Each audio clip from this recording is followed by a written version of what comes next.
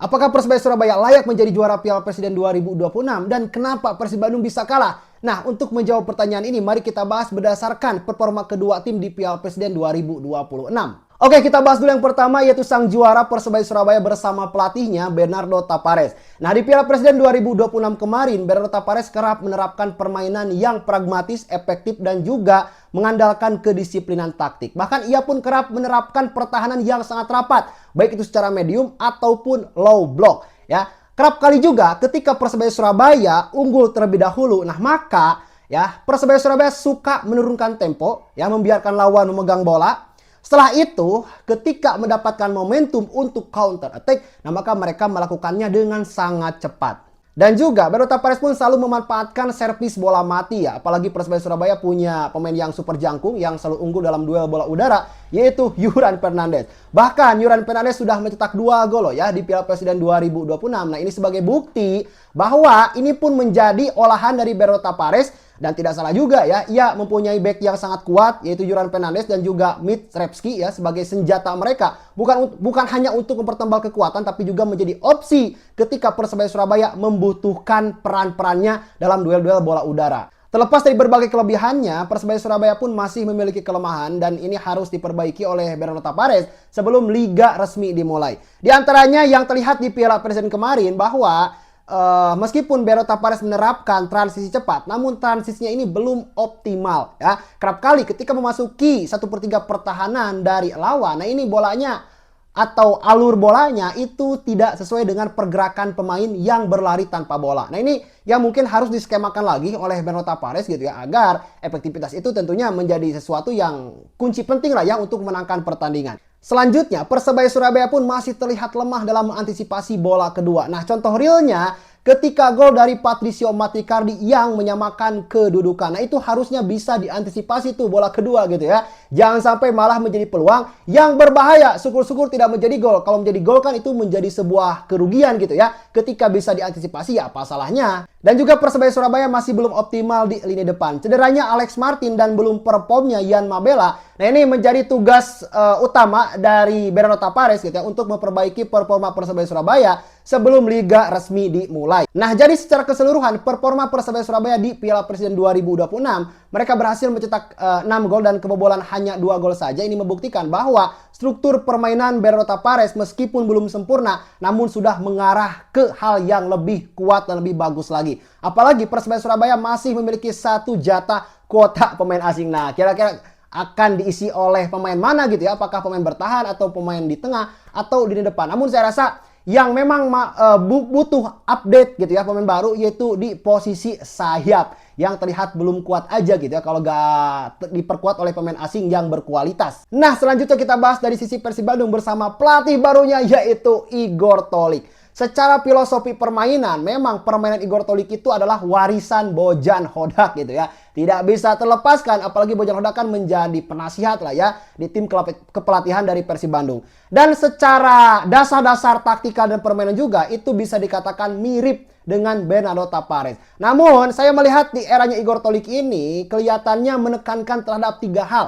Yang pertama yaitu orientasi hasil. Coba lihat aja, Persib ada kalanya mereka bermain bagus gitu ya. Ada kalanya juga mereka bermain ya santai-santai aja gitu ya. Tidak terlalu mengutamakan permainannya mau indah, mau jelek. Yang penting hasil akhir gitu ya. Ini adalah warisan yang memang tidak bisa dielakkan juga sejak era Bojan Hodak.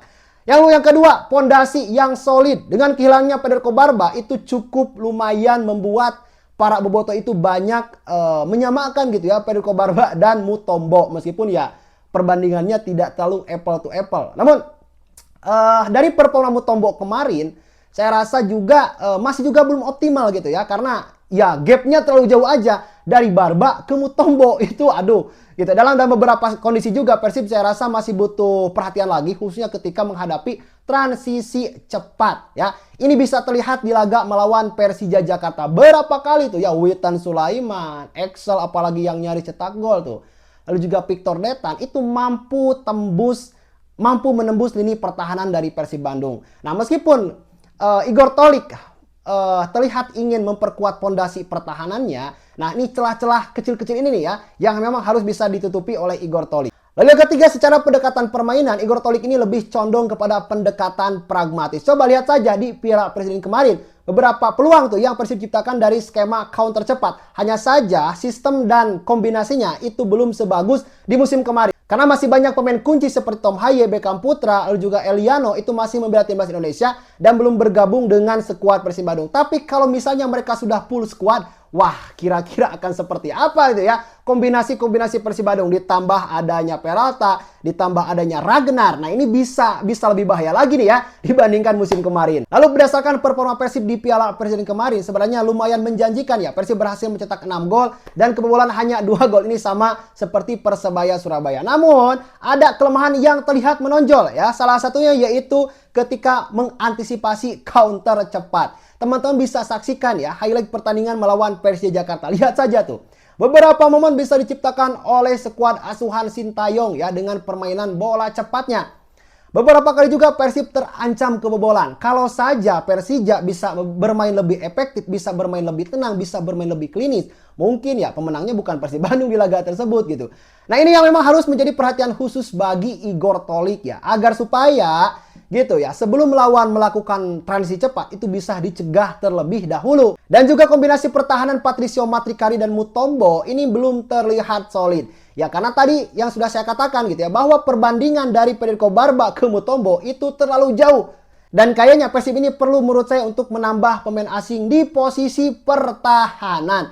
Ya, mungkin bisa lepas Ramon dengan mendatangkan back tangguh lagi gitu ya. Karena gini, Persib akan menghadapi kompetisi yang super padat. Coba bayangkan kalau saja Mutombo misalnya absen atau Patricio Matrikari absen dan hanya tersisa Giro Cesar. Nah, gimana tuh ya? Akan sangat kacau. Nah, makanya ya ini sebenarnya tergantung manajemen dan Igor Tolik saja. Namun ya kita sebagai pengamat, bukan pengamat, namun pecinta sepak bola melihat Persib Bandung itu ya lini belakangnya itu harus lebih dipertebal lagi, harus lebih diperkuat lagi agar tentunya Persib Bandung dengan menghadapi 4 kompetisi ya mudah-mudahan 1 atau 2 gitu ya Persib bisa juara tuh baik di level Asia ataupun di kompetisi reguler. Dan jujur saja ada kelebihan yang mungkin ini menjadi potensi besar Persib Bandung di musim depan, yaitu di lini depan. Ya, jangan sebut Ramon Tangke ya, karena dia ya emang segitu adanya gitu ya. Balsa Sekulik, wah itu gila tuh. Striker yang memang bukan hanya tajam dalam melakukan eksekusi bola, juga pinter mencari ruang. Kontrol bolanya bagus ya, pergerakannya smooth ya, tidak kayak Ramon tuh ya. Beberapa kali Ramon ini ketika diberikan kesempatan oleh Igor Tolik itu wah banyak sekali hal-hal yang kurang menurut saya dari Ramon. Ya silakan saja lah kalian tuliskan di kolom komentar apa kurang dari Ramon. Apalagi Balsa dan Peralta kalau misalnya sudah solid tuh, waduh itu akan jadi kekuatan mengerikan. Didukung Tom Haye dari belakang, didukung dari Ragnar, didukung dari Beckham Putra. Wah, makanya saya katakan lini depan Persib Bandung di musim depan itu akan lebih produktif daripada musim kemarin. Ya, dengan ketajaman-ketajaman para pemainnya, didukung kombinasi-kombinasi dari belakang Tom Haye, Beckham Putra dari kiri, Ragnar juga bisa jadi opsi. Apalagi ketika overlap dari Eliano, Kakang Rudianto. Wah, siap-siap aja nih ya. Bagi lawan-lawan Persib, coba segera lakukan antisipasi dari sekarang. Analisa dari sekarang. Dan untuk menjawab pertanyaan di awal tadi, apakah layak Persebaya Surabaya menjadi juara Piala Presiden 2026?